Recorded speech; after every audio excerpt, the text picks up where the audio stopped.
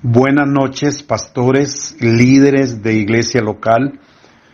Les habla el doctor Alberto Morales para servirles. Hoy continuamos con la lección número 2 de este lindo y hermoso seminario. Hoy vamos a hablar acerca de los cuidados que el pastor debe tener en la elección de un grupo de líderes o un grupo de apoyo en su iglesia local. Una de las cosas interesantes es que el pastor no elija a una persona inmadura. Por eso el apóstol Pablo le escribe al joven Timoteo con relación al nombramiento de líderes locales. Le escribe lo siguiente. Eso está en Primera de Timoteo 5:22. Yo quiero que usted abra la Biblia en Primera de Timoteo 5:22. Ahí dice, no impongas con ligereza las manos a ninguno, ni participes en pecados ajenos. Y dice, consérvate puro. Imponer las manos era la ceremonia de confirmación y aceptación de un hombre para el ministerio como líder o servidor en una iglesia local o ministerio público. ¿Cómo lo puede saber? Bueno, usted puede leer con cuidado Hechos 13 del 1 al 3. Segunda del Timoteo capítulo 1 y verso 6. Primera de Timoteo 4:14. La palabra ligereza significa proceder en esta ceremonia sin haber hecho una investigación juiciosa ni haber pasado por un periodo de preparación para asegurarse de las calificaciones de la persona líder. Esto es hacer una ordenación apresurada que hace culpable a los participantes del pecado de aquel hombre dentro de la iglesia, de los errores que esa persona va a cometer dentro de la iglesia por un nombramiento ligero que usted va a hacer.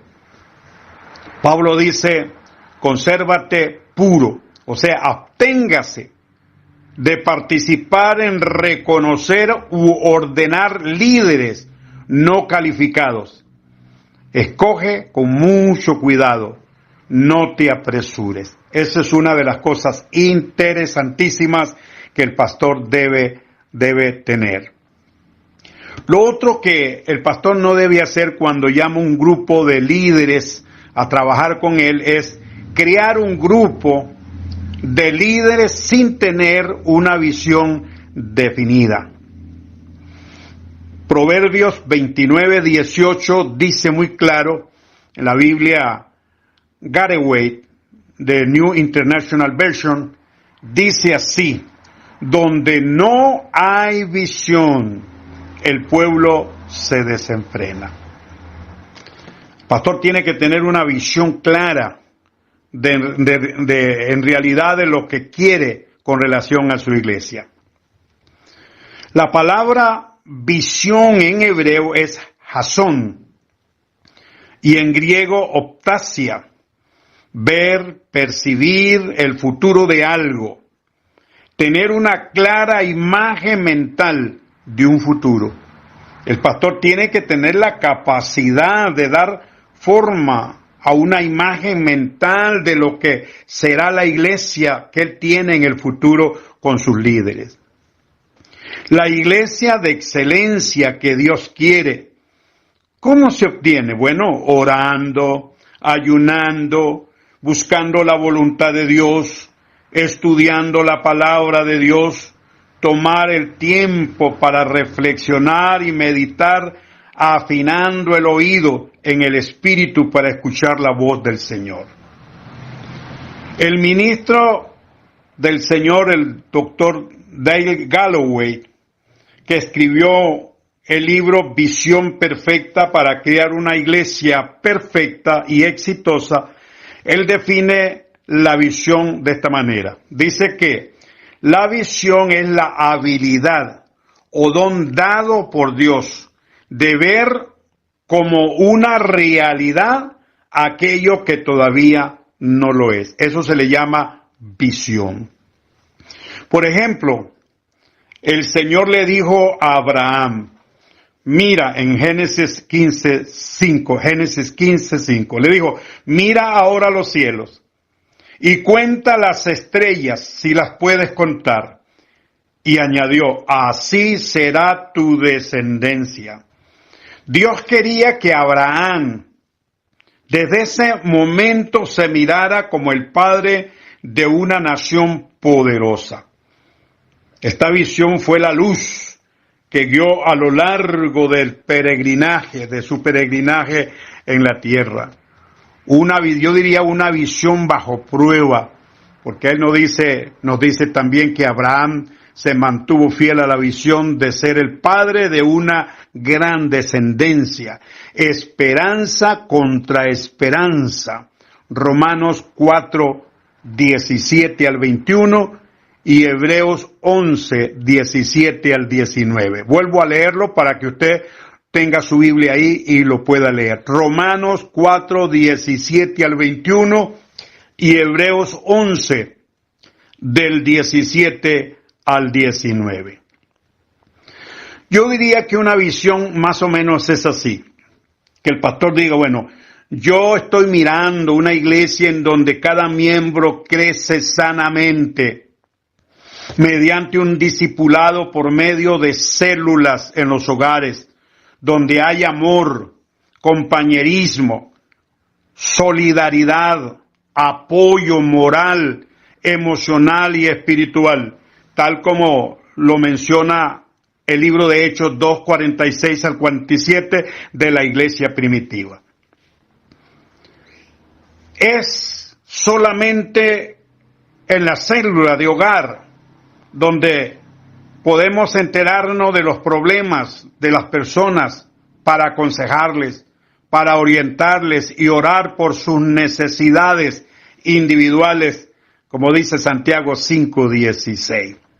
Pastor puede decir, bueno, yo veo y percibo una iglesia una iglesia de excelencia, diferente a los esquemas tradicionales de las iglesias, en donde la persona recibe como instrucción las doctrinas y reglamentos de la iglesia para ser bautizado, incorporado como miembro de la iglesia y nada más.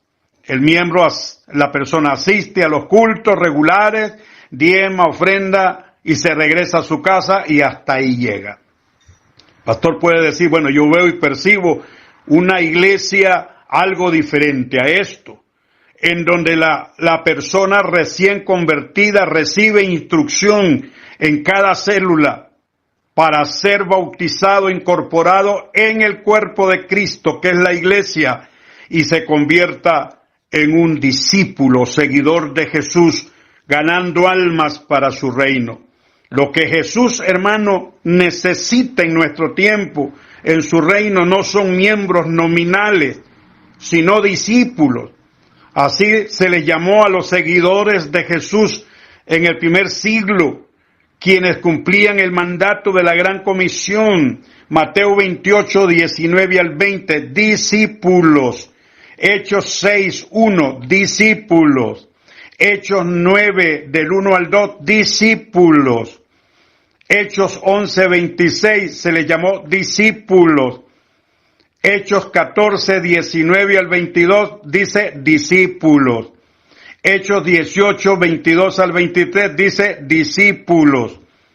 Hechos 21:15-16 dice discípulos. Y ese es el objetivo directamente de la gran comisión que Cristo dijo. No vayan y hagan miembros, no, hagan discípulos.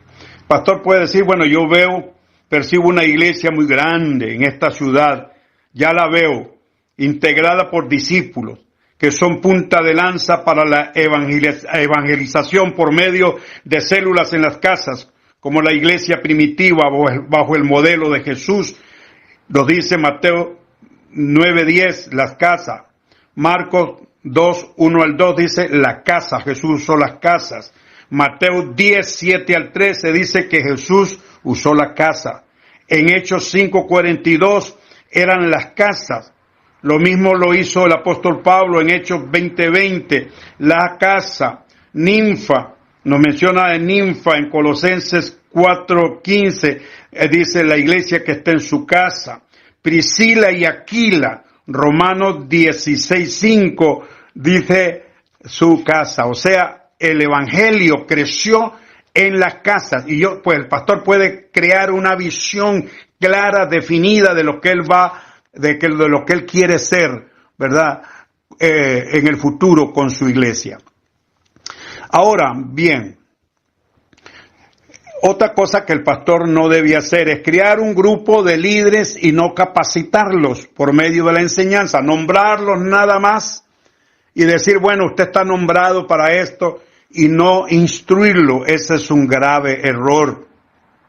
Porque la enseñanza toma un punto importantísimo en la formación de las personas que van a servir localmente.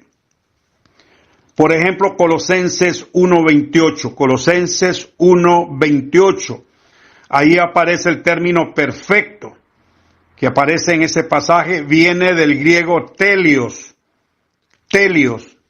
¿Y qué significa telios? Significa progresar, significa avanzar, significa desarrollarse, significa madurar, crecer. O sea, el propósito directamente de crear un grupo de líderes locales o grupo de apoyo es formarlos, enseñarles, darles las enseñanzas en un discipulado integral de formación y crecimiento a ellos para que sean personas interesantes, importantes en su iglesia local. Por ejemplo, en el área de la enseñanza de la palabra de Dios. Los pastores, yo fui pastor casi 53 años y una de las cosas interesantes que yo miré es la enseñanza. Uno como pastor impartir las enseñanzas de la palabra de Dios a las personas que están a nuestro lado, que van a servir en la iglesia. La palabra en griego para maestro, didáscalos, o sea, un pastor que enseña es un didáscalo. La raíz es didasco, que es igual a enseñar y aparece como, diríamos así, como el don dado por Cristo en los 5 ministerios de la palabra en Efesios 4, 11 al 13 y también Hebreos 5, 12. Los pastores son las personas que el Señor también ha constituido dentro de la iglesia con ese don maravilloso de enseñar para perfeccionar a los santos, para la obra del ministerio, para el crecimiento del cuerpo de Cristo. La función del didáscalo es instruir, es brindarle a sus discípulos los conocimientos programados de la palabra de Dios. Dije programados, porque tienen que ser temas programados. Vemos, por ejemplo, en 2 de Pedro, capítulo 1, verso 5, la importancia del conocimiento de la palabra de Dios. Tener conocimiento de la palabra de Dios es interesante. Todo líder local debe tener conocimiento de la palabra de Dios. Como dice Timoteo 3, 14 al 17, que la Escritura nos hace sabios y debemos de escudriñarla también, como dijo Jesucristo en Juan 5, 39. Debemos de escudriñarla y vemos también en el libro de los Hechos, capítulo 17, del 10 al 11, donde se estudiaba la palabra con ahínco, con amor, con cariño, escudriñando la palabra. Ignorar las Escrituras, si usted no enseña y el grupo que está a su lado no es instruido, van a cometer errores garrafales. Y no les eche la culpa, es por no haberlos instruido. El pastor brinda los conocimientos de la palabra de Dios. Es el objetivo principal de ese conocimiento, son conocimientos programados que puedan producir cambios en la vida del discípulo, tanto de carácter como de conducta. Oiga, tanto de carácter como de conducta. Segunda de Timoteo 3, 16 al 17. La formación por medio de la palabra, que la palabra es la única que te puede formar. Hoy en día necesitamos pastores, ministros, personas que puedan formar, brindar conocimiento y formar a los discípulos. La enseñanza debe de pasar del conocimiento a la formación, hermano. La palabra griega para formar o formación es morfo en el griego. Esto se refiere no a lo externo o pasajero, sino a lo interior y real, como dice Gálatas 4:19. Léase 4:19 del libro de Gálatas, expresando la necesidad de un cambio radical, tanto en el carácter como en la conducta, que haya de acuerdo con la condición espiritual interna del discípulo, a fin de que pueda reflejar el carácter moral de Cristo en su vida. Meta significa, morfo significa transformar, transformación. Eso lo dice el libro de Efesios, el apóstol Pablo hablando a los hermanos de Éfeso en el capítulo 4, verso 13. Pablo también hablando a los hermanos de Colosa en Colosenses 1:28. Y Pablo vuelve a hablar a los hermanos de Éfeso en el capítulo 5, verso del 1 al 2. De esa manera, el discípulo llega a ser un fiel imitador de Jesucristo, teniendo la imagen formada de Jesús en su vida, porque lo que se requiere es que la imagen de Jesucristo sea formada en el discípulo, hasta que todos lleguemos a la imagen de nuestro Señor Jesús. El crecimiento por medio de la enseñanza de la palabra de Dios te lleva a una dimensión espiritual. Eso dice Primera de Pedro 2:2. O sea, no hay otra cosa que pueda formar al discípulo. Es la palabra, léalo. Primera de Pedro 2:2. Ese es el objetivo de enseñanza por medio del pastor. La formación, el crecimiento, caminan juntas de la mano, hermano. Existen dos palabras muy, pero muy importantes en el griego para crecimiento, que es la palabra ausano. Ausano, que significa hacer aumentar aquello que ya tiene vida, ya sea en el campo natural como espiritual.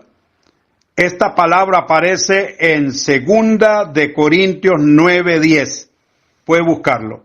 1 de Corintios 3:6 al 7. Y la otra es telios, que significa progresar, significa avanzar, significa crecer, significa desarrollarse. Se encuentra en los siguientes pasajes bíblicos que yo quiero que usted los anote y los lea. Efesios 4:13. Aparece la palabra perfecto, telios. Hebreos 5:13 al 14 aparece la palabra madurez. En Hebreos 6:1 al 3 aparece la palabra perfección. En Colosenses 1:28 aparece la palabra perfecto. Mateo 5:48 aparece la palabra perfecto. En 2 de Timoteo 3:17 aparece la palabra perfecto. O sea que en el reino de Dios se nace, pero es necesario crecer.